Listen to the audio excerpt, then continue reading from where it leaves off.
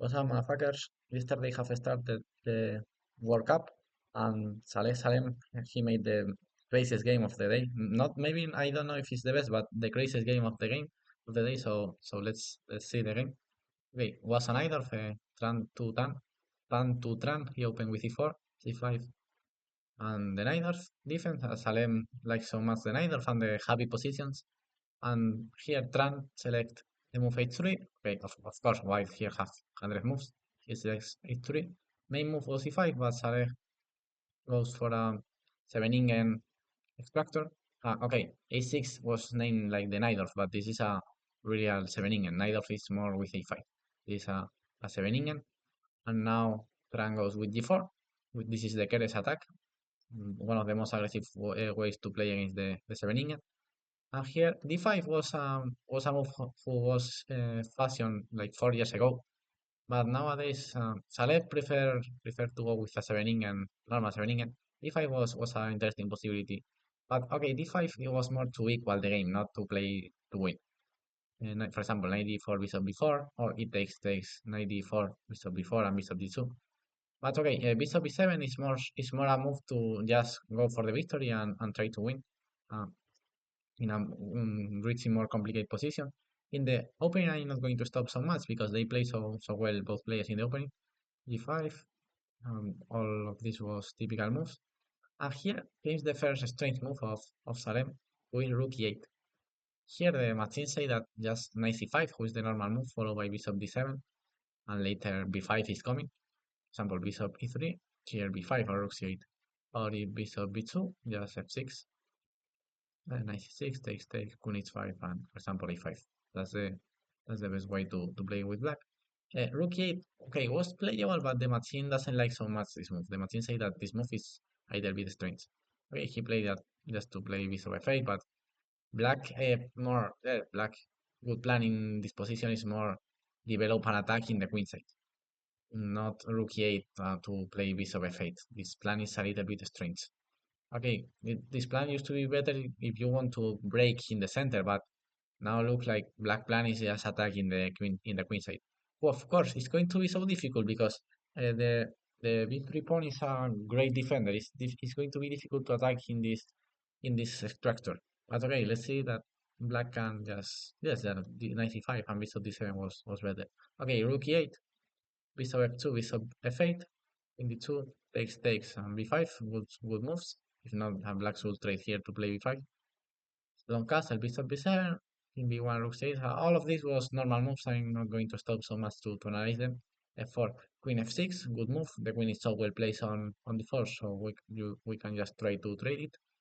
We can make something with black. Here, white best move was queen takes b6. Until here, white was playing perfectly. And here, white queen takes b6 followed by e3 was the best plan for white. The masters and okay the books, and it's true that in the Sicilian the endgames used to be fine for black because black have more central pawns than white. That's what all the master says. But in this exactly position, we should analyze its position specifically. In this position, white have more space in the center, so much more space. We used to be useful in the endgames, and especially in the king side, he have more space, and the king side pawns are so far advanced. So this is why here in the endgame, mm, white is just better. But okay, Trump he followed the master's knowledge and advices, and he retired the queen because he think that here white have more attacking perspectives, who is more or less true. But so of course, queen d2 is completely playable. 95, f5 before would move. But okay, after 94 now, white pawn extractor was damaged. But it's still not easy to attack in this position because okay, white land if black plays bishop c6 to take on e4 after some rook c1 defending this pawn. Now I don't know. White can still developing his attack, and later white is going to attack with h5, g6, and this king could be so unsafe. Okay, black is going to win the a4 pawn, but the later after rook c1 it's not going to be easy to defend. So and Salen goes with bishop c6, but was stronger just trade these bishops. Take on f5.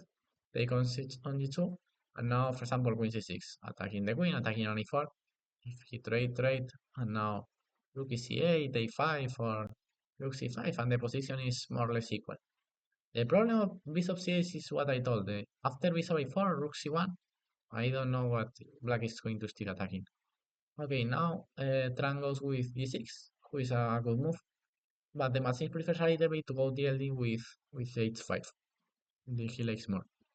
Uh, for example, after bishop a4, rook c1, rook c3, like in the game, that's the one idea that black employed during the game to try to attack their white king, because if not, it's impossible to attack white king. White king is so safe. Here, d6, good move. The idea if f takes, now white have ace takes. And if f6, now, for example, take, and later, or take on e6 or a6. And here apart, black is entered on e7, but with the rook, not with the pawn. What I don't like g6, because after f takes, you should recapture with the f pawn, and the file that you want to open is the h file, not the f file. So this move is a little bit strange. Of course, h take is stupid because h5 open the h file and is just winning. So bishop a4, good move, and now the position after rook c8 is equal. G takes a7 was the move that the machine liked, but the problem here is that now the white checkmate option are not so big, but black checkmate option are not so big too. So both kings now are more or less safe. Rook c1, okay, e5, and the position is more or less equal. But okay, rook c1 here was fine, and here, sorry, and here Salem made the first blunder of the game. It's a game with some not clear blunder that does a piece in one move, but it's a game with huge mistakes for both sides, because of course it's a very difficult position. Yes, the position is very difficult, but that's the first RM mistake in the game. He take on g6. Just talking that what I say before. But I don't understand the move ace take d6. I so sorry for Salem, but I just don't understand why the grandmaster made this move. This is a noob, yes, a noob move, a zero rating move. I don't understand, zero EQ, zero everything move. I don't, zero sense, zero. I don't understand ace take d6 simply. Yes, the logical move was a6, closing the position. White wants to attack you, so just close with the a6. Okay, now I have the f7 square. Okay, defend the f7 square, rook c7. And if white enter on f7, doesn't happen so much. Later you can play rook c7, and I don't know what the rook is going to do on f7. So yes, ace take d6 is a horrible move, guys. You cannot play ace takes d6. Now after h5, the h5 is going to be open. The black king is going to be open, and white is going to checkmate the black king. Simple. G takes, and here, okay, Tran takes on h5, who is still winning, but he have a clear path to the victory with bishop f3. Now, if black doesn't make nothing, white is coming with queen h2 and queen h5, or bishop h5, for example, and later rook f8, rook f1.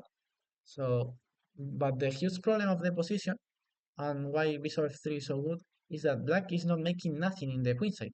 Why can black attack? You can try rook c3 like in the game, but here just bishop h5, and it's impossible. The white king is completely safe. This bishop is just only attacking fucking c2. C2 is different by the rook. The rook is the same. It's just attacking this pawn who is defended. This bishop is completely misplaced here. It's not attacking the queen. It's not attacking on b6. So yes, after bishop a3, tell me why can black can steal the attack? It's impossible. Like I rook c3, bishop a5. If you play, yeah, for example, queen e3, just queen h4 or what you want, and black is winning. If bishop e7 is the move who recommends the machine, who is completely losing, of course, but is the best move of the machine, who just give a rook for free and the attack steal. So stupid move. h4, you can try h4, so but just rook take. And now it's similar like the game, but the bishop is in a more active position. So the principal idea is that after here, compared with the game, white have queen h2. that in the game now. In the Tran plays rook takes h5, which is not the best, but okay, still winning. Rook c3, and now white have a good move. Okay, it's not so easy to find over the boy. I admit that this is not the easiest move. Bishop f3, I think that this is the easiest victory. Rook h5 is not so easy after rook c3 because he should find. Okay, it's not, but it's not the most difficult move. Bishop h3.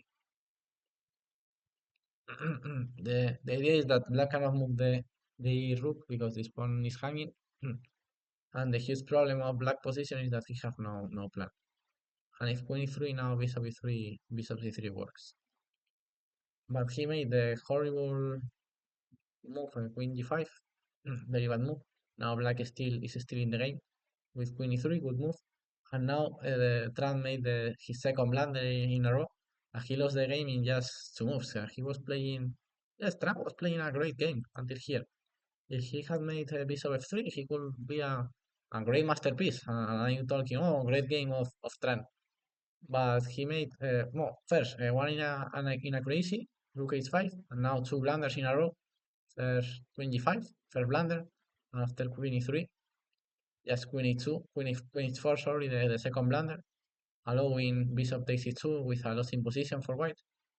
Here, white is still having bishop c3 to have a good position, queen g5, rook g5. But I saw that Trump was a so aggressive player. He never wants to enter in an endgame because black offered many times the endgame, but he always rejected, and he always tried to go for the more sharper continuation. But sometimes you should go just for the endgame. You should play what the position wants. If the position wants an endgame, you should go for an endgame. If the position wants for a sharper move, an attack, you should attack. But you should make what the position wants, not what you want. Okay, here, for example, I analyze this line, queen g5, rook g5, pawn takes, and now black have a exchange down, but to the bishop pair and two pawns. But okay, one pawn is, okay, first the bishop pair was traded, later one pawn is going to fall. And okay, this position with three pawns and a bishop against a rook is, white is better, but black have good drawing chances. Queen h4 was horrible just after bishop c2. Position is losing for white. Rook c2 is not possible because just take and later yes this is checkmate early. The idea is that here we have queen d3 if king e1, queen d3, and if king c1 now the rook is coming. Sorry, the king c1, the rook is coming to c8. So he should go with king a1, but now great move of Salem, bishop d3. Why black is winning here? Okay, maybe you can think that the position is so unclear, but it's more or less simple. For example, if rook c3, just okay, we can just stay with the pawn. This is easy. If bishop takes, queen c1, and if the only thing that who can scare us a little bit, who is rook h8. But this is no checkmate. Just king f7, queen is 5, king e7, and if queen is 4, your last check, queen d7, and you have no checks. Only with checks you are not going to win the game. Sometimes if you can make checks forever, you can make a draw. And if not, you are going to lose.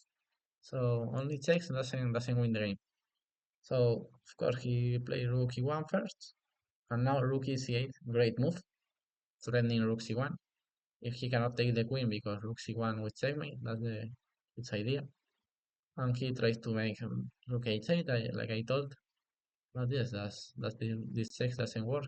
He finally made the checks to make something, but he just resigned that he cannot take here because rook c3, rook c1, and very funny in the final position. Queen h1, and finally after rook c1 he resigns because if he takes here now, queen d4 checkmate.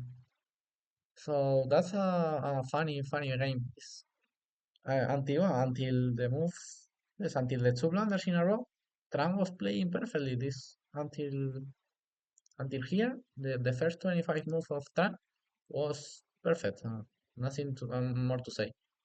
But after that, he made a pair of blunders, and Salem managed to come back the game and with the tactic of bishop c2, then bishop d3, another tactic, and rook c8, the last tactic.